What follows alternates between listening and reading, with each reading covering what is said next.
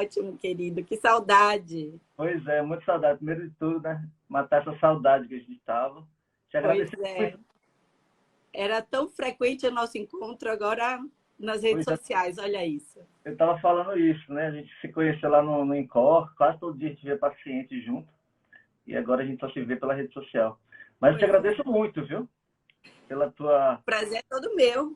dedicação a esse tempo dessa primeira live, assim. Meio nervoso um pouco. Não precisa ficar. Todo mundo que está entrando aqui quer ouvir um pouco de você, um pouco de mim. Então, Na verdade, quando eu criei essa página, ou esse projeto, na verdade, é para a gente tentar difundir um pouco mais o conhecimento, né, da gente de doença neuromuscular, que é tão escasso. E aí, cada hora a gente vai querendo ter ideias novas. E eu pensei na cardiopatia, nas doenças neuromusculares, porque é uma coisa bem frequente que a gente vê, né? Ah, eu queria saber de você primeiro, assim, eu não queria fazer entrevista, porque eu não sou entrevistador, e também não queria dar uma aula sobre o assunto, mas eu queria que você falasse um pouquinho da tua experiência na cardiologia, como é que surgiu a cardiologia infantil. Fala um pouquinho pra gente. vou contar. Pediatra eu sempre quis ser, desde os 8 anos de idade. E depois que eu entrei na pediatria, né? Eu fiz medicina na UFAL, na Federal de Alagoas, eu morava lá. Vim para São Paulo, passei nas provas de residência e vim para cá fazer pediatria. E na pediatria que eu comecei a despertar para cardiologia. Eu já tinha feito muita coisa em cardiologia, até na faculdade. A maioria dos meus estágios tinha sido em cardiologia, mas eu nunca não entendia que essa ia acabar sendo a minha área. Na pediatria que acabou me encantando mais a cardiologia. Na verdade, as minhas dúvidas eram cardiologia, nefrologia ou emergência. Então, 3 Só por áreas aí. mais, não tinha nenhuma leve, só faltou a sua.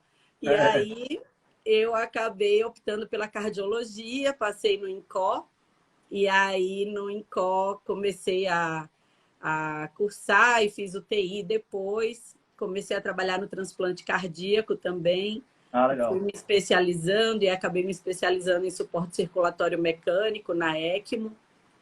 E a gente, com isso, assim, vai ficando muito... A gente vai se subespecializando tanto que depois fica difícil estar em qualquer ambiente de trabalho, né? Então, os grandes centros acabam sendo mais abertos para profissionais que vão se estudando muito e se especializando tanto.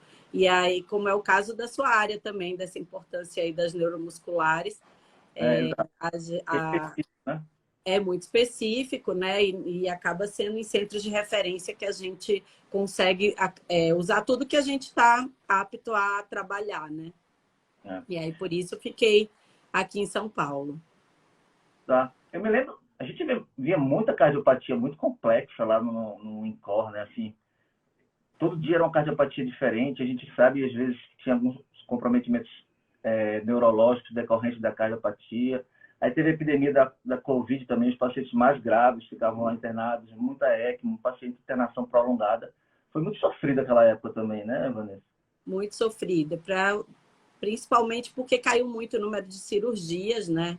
Então, só para dar uma ideia, aqui 29 mil crianças nascem por ano com cardiopatia congênita no Brasil. Uma a cada 100 crianças que nascem tem cardiopatia congênita. É bastante. Dessas, cerca de 50% precisam operar ainda no primeiro ano de vida. E a gente, pelo menos, reconhecer no primeiro ano de vida.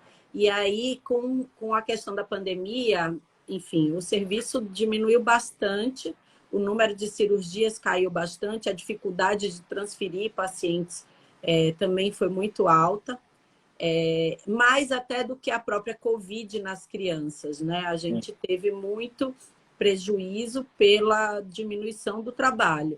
Então, no INCO, a gente que faz cerca de 650 cirurgias por ano, teve período de cair para metade desse É, número aí. E a afetou tudo. gente afetou tudo. Hoje em dia, a gente está retomando, tem muitos pacientes que ficaram a pandemia inteira sem passar em consulta, Então, muitos estão voltando agora, a gente tendo que atualizar exame para poder entender em que situação eles estão. Não tá muito fácil, mas temos que seguir, né? É, tem que tocar o barco. Deixa eu te Isso. falar, é, quando você está acompanhando pacientes com cardiopatia na doença neuromuscular, o que é que você pensa primeiro em investigar? A gente sabe que o acometimento cardíaco ele pode ser tanto do músculo, né, como do distúrbio de condução. Então, como é que você geralmente faz esse acompanhamento? Você segue paciente múltiplo com cardiopatia relacionada à distrofia muscular? Por que acontece esse processo?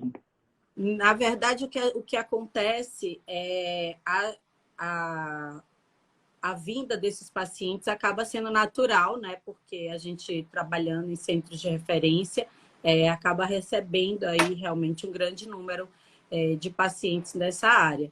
Mas a avaliação, assim, ela acaba focando muito na parte cardiológica, né? Como a maioria das cardiopatias que vem junto das neuromusculares são as miocardiopatias, principalmente com esse foco aí que a gente acaba investigando, né? Muitas doenças, muitas síndromes têm acometimento neurológico e cardiopatia congênita. Aí sim, a cardiopatia Sim. congênita acaba sendo bastante prevalente. Mas nas neuromusculares, as cardiomiopatias acabam sendo, né, as mais frequentes e a gente foca nisso. Então, cardiomiopatias, para quem está aqui entender, são doenças em que o músculo cardíaco é acometido e a gente pode ter três tipos delas. A mais comum é a miocardiopatia dilatada, em que o músculo cardíaco ele vai perdendo a sua força de contração, a parede vai afinando, como se ele destreinasse totalmente de lidar com a circulação do corpo. E aí, com isso, a gente acaba tendo N questões, N problemas e o quadro de insuficiência cardíaca se estabelecendo frequentemente. Outras duas cardiomiopatias, a hipertrófica, que é hereditária muitas vezes, ela é a hereditária mais frequente, na verdade, e aí o músculo acaba sendo muito hipertrófico, atrapalhando o enchimento cardíaco, né, dos ventrículos, e a miocardiopatia restritiva, em que o tecido conjuntivo que acaba se formando no coração restringe também a dilatação do músculo e o enchimento aí dos ventrículos. Então, são essas as principais. Tá. O que eu sempre falo para os residentes, eu comento com os pacientes também, que nem sempre o comprometimento cardíaco da doença, na doença neuromuscular, ele vai estar relacionado ao grau de fraqueza muscular do paciente. Muitas vezes ele tem um quadro de fraqueza muito leve e a cardiopatia é bem complexa, né? Por exemplo, Exatamente. né, distrofia de Becker, por exemplo, a gente vê muito isso, mais cardiopatia do que fraqueza muscular. Exatamente. E outra coisa é que esses pacientes, geralmente, têm menos mobilidade, né, Vanessa? E aí termina que os sintomas clássicos de uma insuficiência cardíaca, você termina não encontrando, como dispneia, os esforços, essas coisas, né? Exatamente. Acaba a parte neurológica travando o diagnóstico cardíaco, né, nesse caso. Porque está muito associado à cardiopatia, como todos sabem, o cansaço, né, a falta de ar, a dificuldade para fazer atividades, a dificuldade de ter capacidade boa de exercício. Então, quando o paciente ele é mais restrito ao leito, ou tem dificuldade de deambulação, de locomoção, fica mais difícil mesmo da gente notar esses sintomas e acaba que os sinais clínicos acabam sendo mais evidentes, né? Na consulta com o médico, conseguir notar que tem indícios aí nos exames ou até a suspeita pela própria neuropatia, né? Uhum. A gente fala muito de fazer uma investigação ativa, né? Você tem que ir atrás da doença cardíaca. Não espera que a Isso doença mesmo. cardíaca se manifeste para você tratar. Eu queria puxar um pouquinho mais para a distrofia de Duchenne, que talvez seja a área que eu estou me aprofundando mais e que eu tenho mais paciente, e talvez tenha mais... É a mais frequente, né? A distrofia mais frequente, 1 para 3.500. Esse processo distrófico do coração, ele começa com que idade? Assim, quando é que a gente deve começar a investigar A partir de qual idade? Tem uma época certa? Na distrofia, sabendo que a distrofia, que o paciente tem distrofia, a investigação do paciente ela deve acontecer desde o momento 1, né? Desde o pensamento da possibilidade de ser a distrofia. Identificar a cardiopatia pode não acontecer no primeiro momento, porque pode não ter mesmo cardiopatia assim que abre o quadro da distrofia. E isso vinha acontecendo mais para frente, até anos para frente, para entenderem mais ou menos em relação à estatística, 25% dos pacientes com 6 anos com Duchenne é que apresentam cardiopatia. Já na segunda, terceira década de vida, chega a 90% dos pacientes já com cardiopatia. Então, ao longo da vida, é que a cardiopatia vai acontecendo, né? E dando aí mais sinais e sintomas. A gente montou recentemente um consenso em 2018, vai sair uma atualização agora em 2022, acredito que já saia, falando também sobre esse acompanhamento, né, da cardiopatia, da parte respiratória. A gente estipulou isso, fazer o primeiro exame no diagnóstico e ir acompanhando anualmente. Isso. E aí você vai encaminhar para o cardiologista infantil. Aí esse ponto que eu queria te conversar contigo. Você acha que o neurologista neuromuscular, ele já deve entrar, por exemplo, com a cardioproteção? O que seria essa cardioproteção? Ou você acha que deve deixar tudo com o cardiologista? A intenção aí da medicação na cardiomiopatia relacionada à cardiomiopatia dilatada, né? Só para deixar fixo aqui, que é esse o tipo de cardiomiopatia que acontece na distrofia muscular de Duchenne, a apresentação clínica dela importa muito para que a gente entre com a medicação. Não necessariamente a gente não tem indícios de que entrar precocemente com medicação, ou principalmente se o paciente não tem um quadro de insuficiência cardíaca estabelecido, que isso vai evitar, retardar o processo cardíaco. Até sim com a questão do corticoide, né? O corticoide que é usado para tratamento, né, da distrofia, ele consegue frear, aparentemente, pelos trabalhos, um pouco o início da cardiomiopatia. Mas as medicações de cardioproteção, elas existem para, no quadro de insuficiência cardíaca, a gente compensar aquele paciente. Mas sem a insuficiência cardíaca, sem a cardiomiopatia dilatada estar presente, não se justifica iniciar com a medicação. Então, a avaliação do cardio, eu acho que é importante nesse sentido, sim. As medicações de cardioproteção, teoricamente, são o IECA, né, o inibidor da enzima conversora da angiotensina 2, a espironolactona, que é o inibidor de receptor de mineralocorticoide da aldosterona, e os beta-bloqueadores. São esses os principais aí nas crianças. Nos adultos, a gente tem os BRA também, né? A losartana entrando para a faixa etária de adulto, mas para as crianças, esses são os principais. Ainda assim, a introdução da medicação, ela deve realmente ser bem avaliada, e como ele vai tolerar também a medicação é importante. Tá. É o que eu falo muito para os meus pacientes, para os residentes também, não é uma receita de bolo que você tem que seguir, né? Você tem que tratar o teu paciente do jeito que você está vendo ali. O paciente tem que fazer os exames. A gente tem montado uma certa cronologia dos exames. Então, a gente sempre pede o eletrocardiograma e o ecocardiograma na primeira consulta, e a gente mesmo vai acompanhando. E aí, à medida que a gente vai encaminhando para o cardiologista. Você acha que o eco e o eletro eles são suficientes para mostrar para você uma doença cardíaca? Ou é necessário, talvez, uma ressonância de coração, que é um exame que está mais em alta agora? Normalmente, no início da doença, o eletro e o eco vão ser suficientes. O eletro é para diagnóstico, né, na verdade.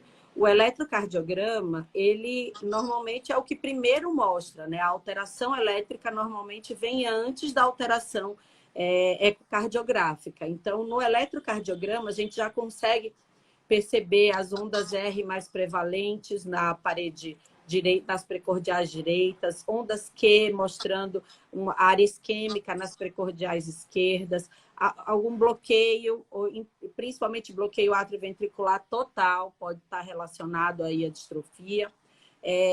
A gente tem um PR curto, o intervalo, né, de transmissão do estímulo elétrico dos átrios para os ventrículos acaba sendo mais curto. Então, essas alterações eletrocardiográficas, elas são realmente muito pertinentes para se fazer o diagnóstico. Não está errado o neuro pedir o eletro e o eco. Aí, depois dessas alterações do eletro estarem presentes, é que a gente vai acompanhando e no ecocardiograma pode vir a surgir, né, alteração de força do coração.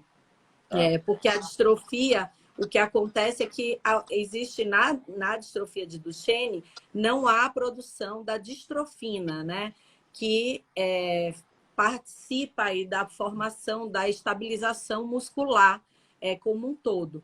E essa falta da distrofina faz com que as células musculares do coração sejam substituídas por tecido conjuntivo, que é fibrose, que é tecido que não tem a capacidade contrátil, né? Então, é uma couraça, vamos dizer assim.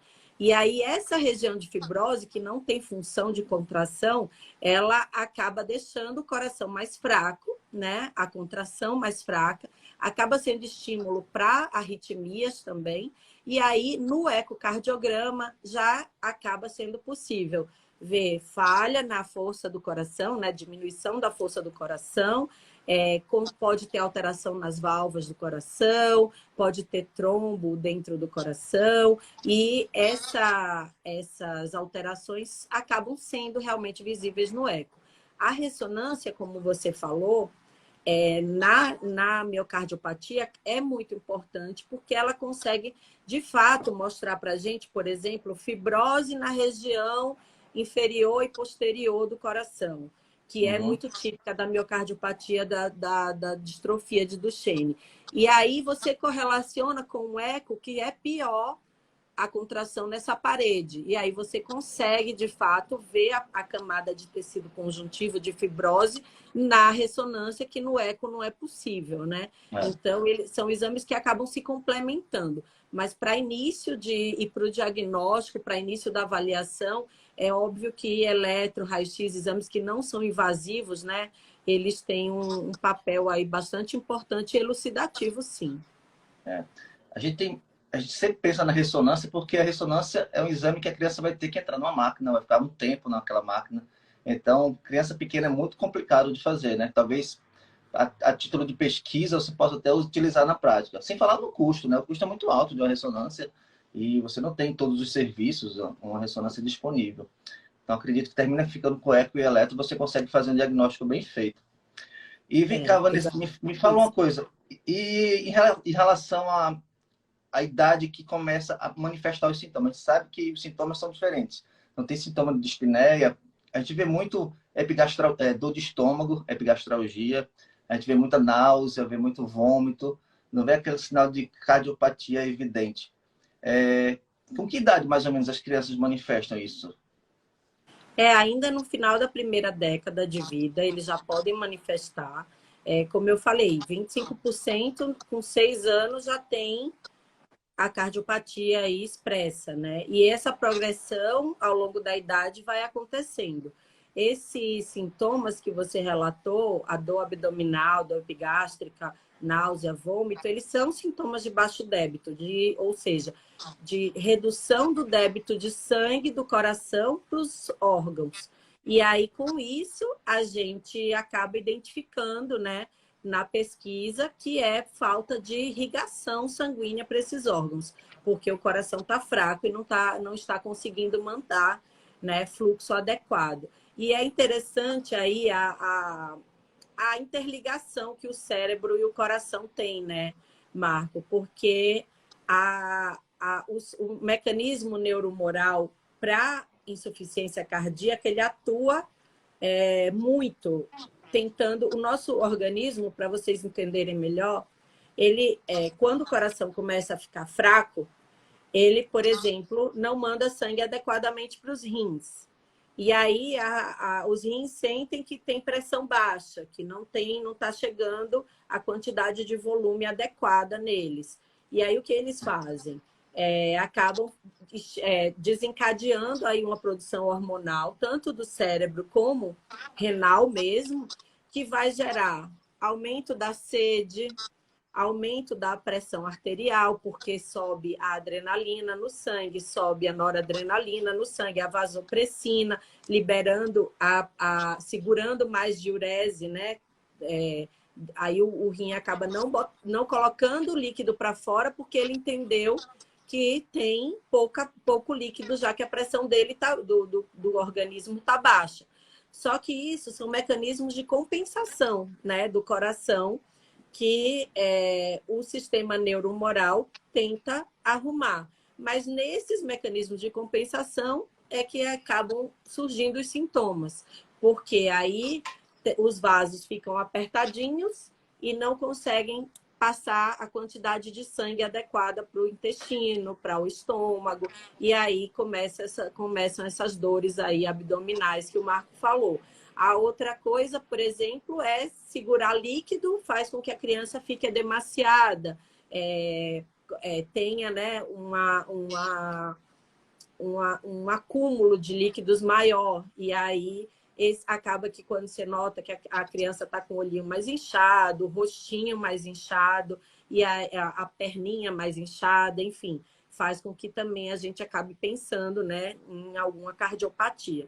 Mas é uma tentativa do coração de compensar, né? Uma tentativa do corpo de compensar a fraqueza do coração, que acaba gerando, no fim, os sintomas.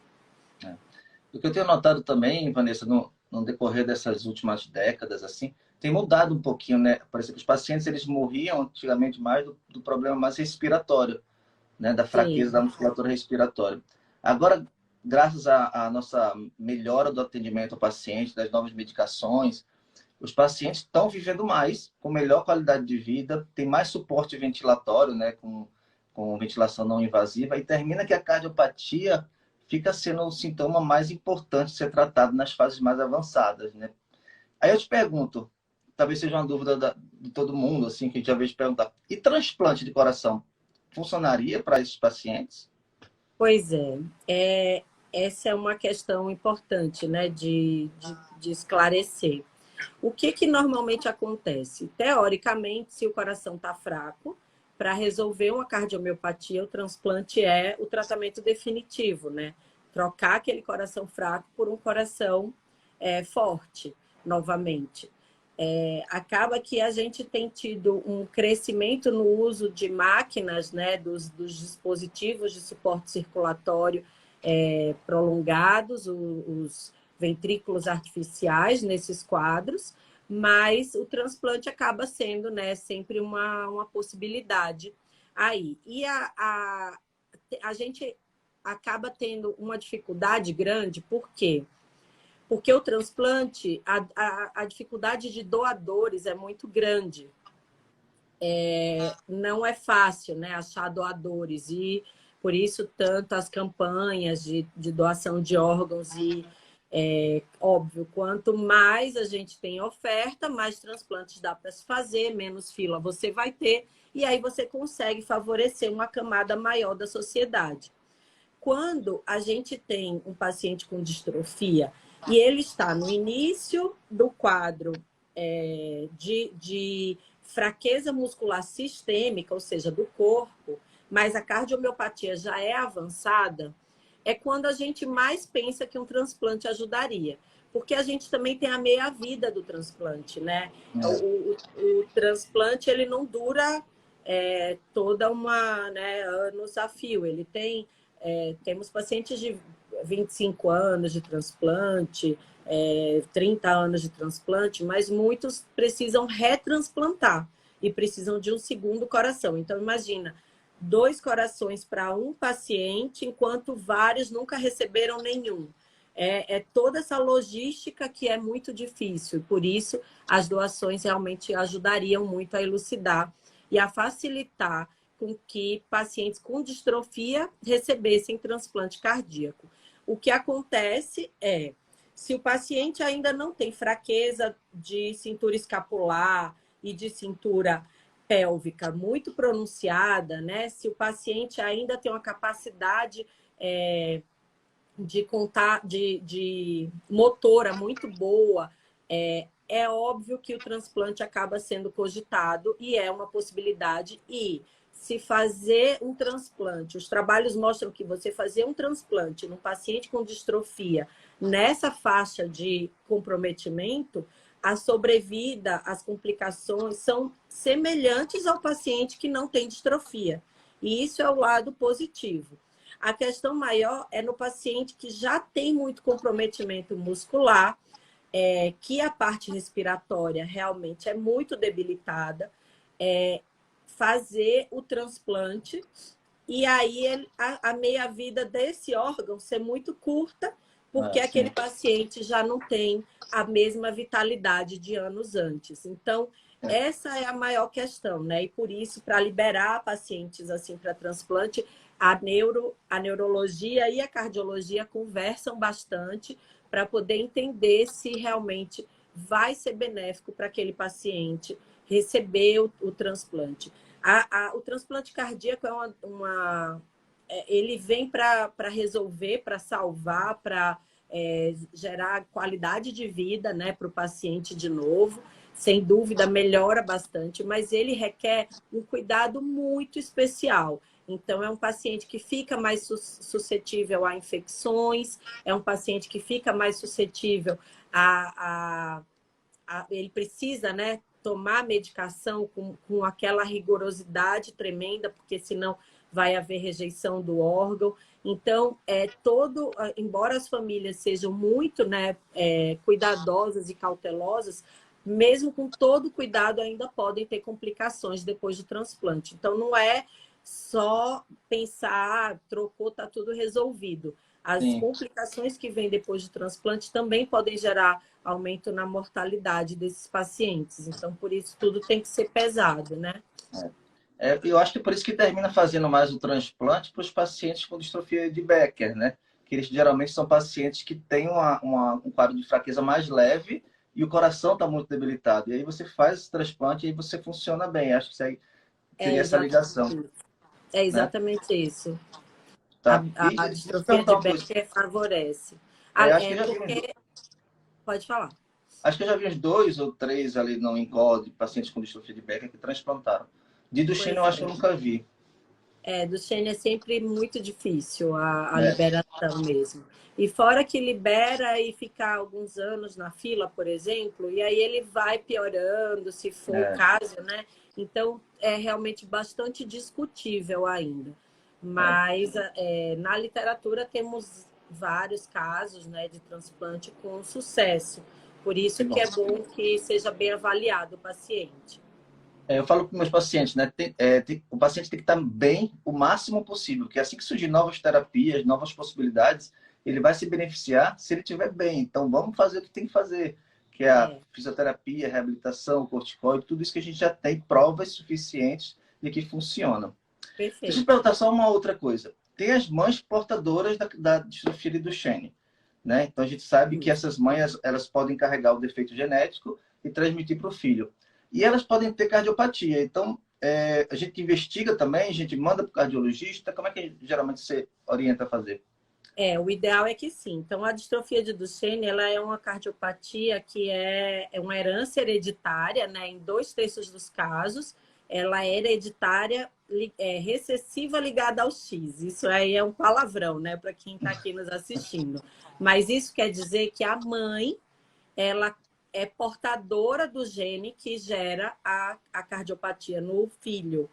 E se ela acaba tendo, né, uma prole, 50% de chance dos filhos meninos dela de terem a distrofia muscular de Duchenne. 1/3 restante, eles acontecem por mutações novas, ou seja, não é a mãe que transmite, sim, na hora da junção do óvulo e do espermatozoide acontece uma mutação e ali gera a distrofia, né? Atrapalhando aí a produção, então, da distrofina, que é a proteína que a gente está aqui comentando. A mãe, ela normalmente tem realmente sintomas de cardiopatia, mas e desenvolve a cardiopatia, mas num aspecto clínico muito mais leve. É muito difícil que as mães cheguem a ter um quadro de CC tão pronunciado quanto o filho homem, né? Mas sim, tem que se investigar.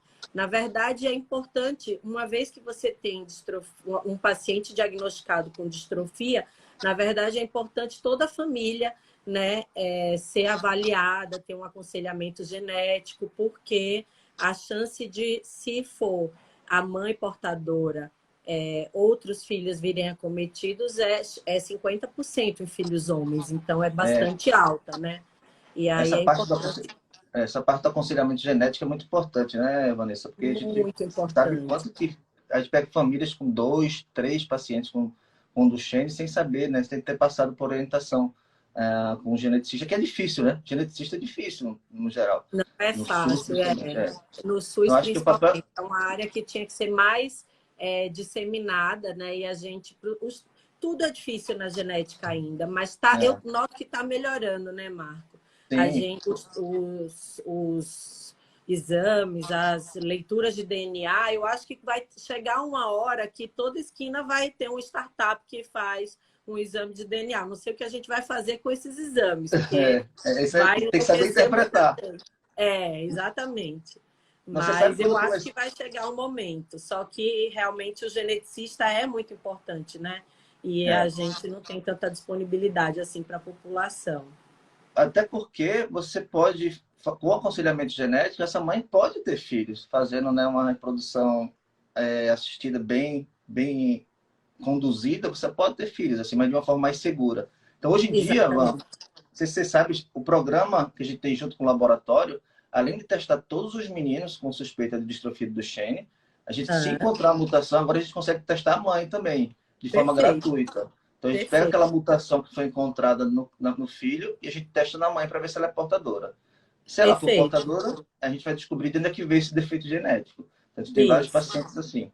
Então, isso já está ajudando bastante, né, a gente nisso. Porque aí consegue aconselhar até no dia a dia, né? Pelo menos a mãe entender se é vontade dela ter mais filhos, a gente consegue pelo menos direcionar ela para um acompanhamento mais seguro, né? Exatamente. Acho que essa é a parte importante. Quando eu comecei, a gente fazia todo o diagnóstico com biópsia muscular. Agora a gente extrai DNA pela saliva mesmo, já faz o teste ali mesmo na sala, enfim. É muito mais Muito prático e legal. mais fácil, né? Mas falta esse Por isso entendimento de vai passar para os chegar uma hora pacientes. que vai ter, todo mundo vai ler seu DNA, eu acho. Talvez a gente pegue isso, Marcos, você acha? Não, eu peguei um presente de um professor para uma aluna, que foi um teste de dar bochechinha. Olha aí. O seu teve um presente de nascimento é o teste da bochechinha. Nossa, que presente, né? Pois é, exatamente. Eu Vamos. fico um pouco preocupada mesmo, porque pode acontecer de... Enfim, são informações que a gente tem antes da hora e de riscos que não são fáceis de medir e que acaba assustando, né? Muita gente. A gente Precisa ter um conversa neuro aí.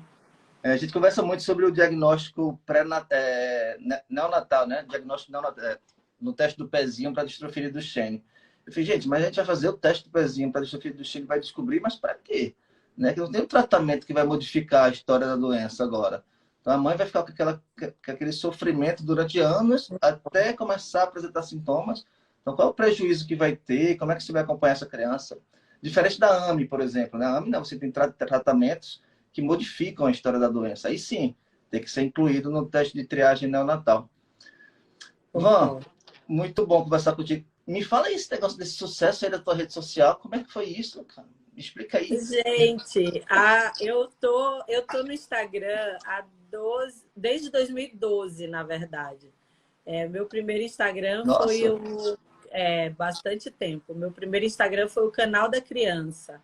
Eu e minha cunhada, a gente fazia os posts, ela falando de odontopediatria e eu de pediatria e cardiologia pediátrica.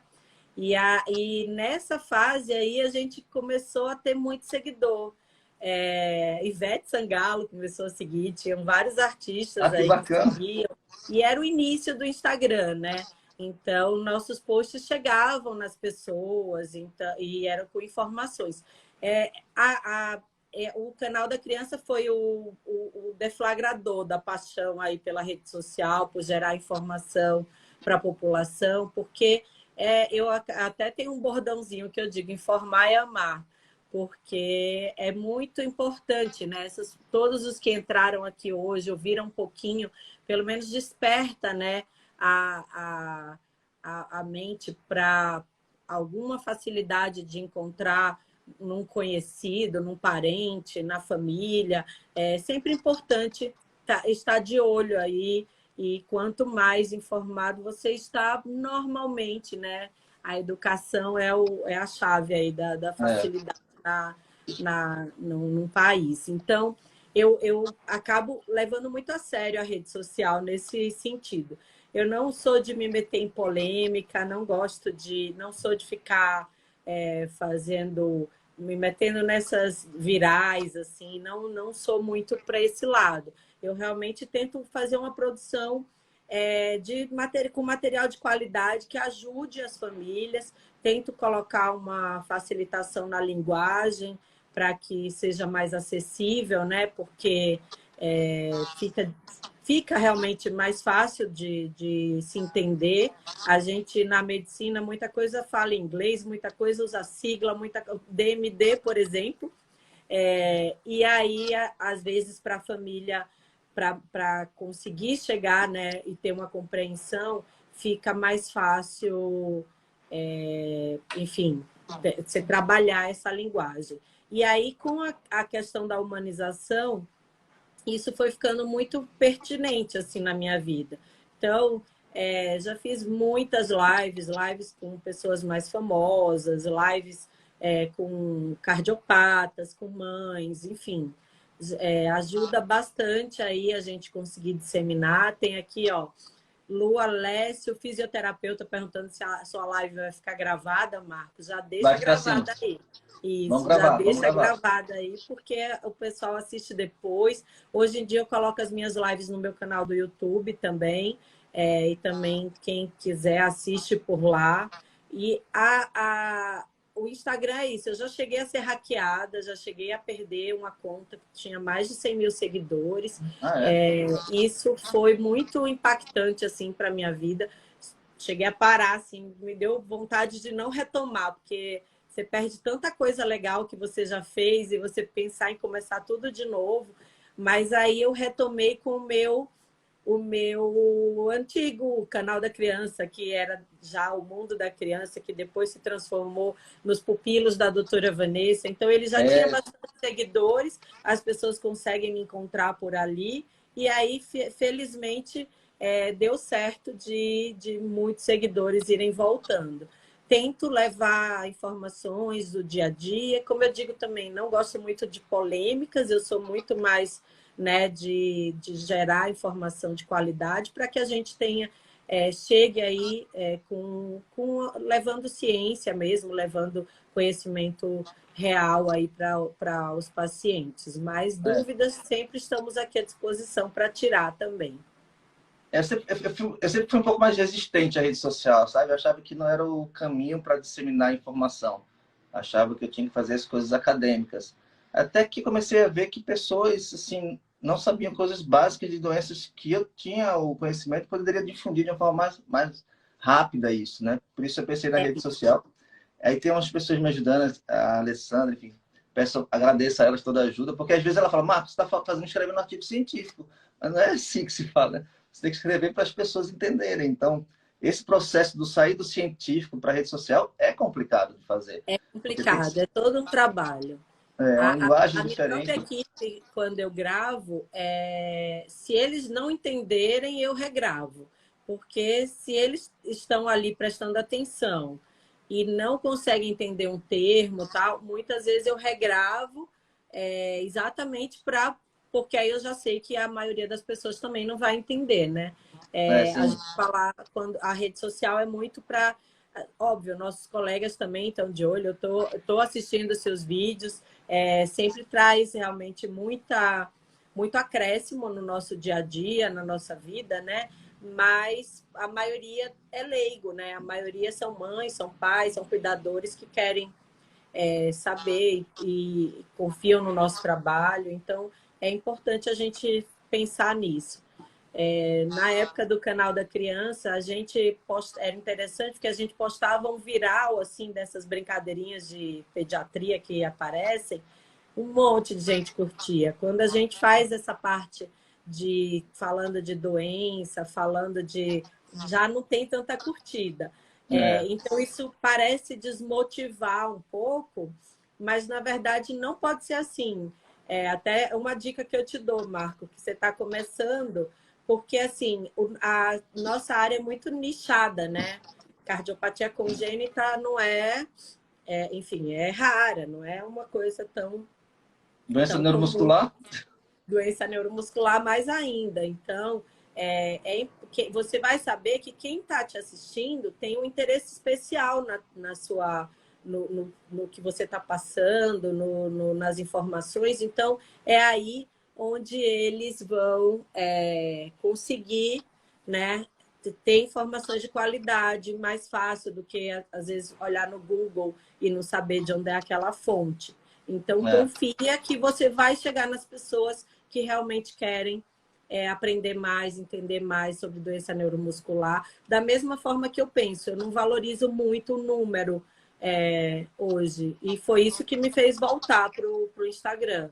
Foi ressignificar, assim, que eu perdi 903 publicações, entrevistas, muita coisa que eu só tinha ali, porque vira nosso álbum, né? Hoje a gente não imprime, não revela mais foto. O Instagram a nossa vida está ali. Então, me deixou muito triste essa questão. E ligaram para mim no dia seguinte pedindo 15 mil reais para devolver a conta. Estavam com acesso, roubaram pelo meu número de celular. Então, aí você se sente insegura, porque aqui a gente está se expondo, né?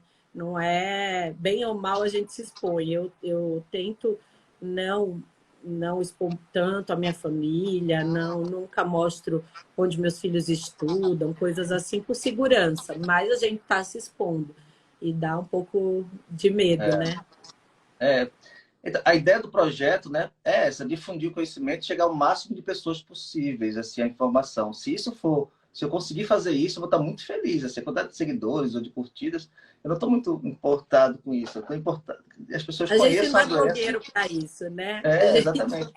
Por isso a gente está indo por todos os canais. Vai sair o site agora, vai sair a página do YouTube, vai sair a parte... Então, assim, está criando tudo para a gente conseguir fazer alguma coisa parecida que você faz, que é maravilhoso. Queria te agradecer muito, Ivan. Não desiste, persiste. É o meu segredo. Não parar. Queria agradecer muito, viu, sua presença aqui. Que bom, que feliz. Muito mesmo. Eu adorei, todo mundo que participou também, agradeço muito. Espero que essa seja a primeira de várias que a gente vai fazer. Vamos fazer mais. Eu também estou aqui à disposição. A conversa, papo de qualidade, tem que fazer mesmo, né? Obrigadão, viu, Ivan? Saudade. E matar saudade também. Tá bom. Um beijo, viu? Beijinho. Tchau, tchau, gente. Tchau, tchau, pessoal.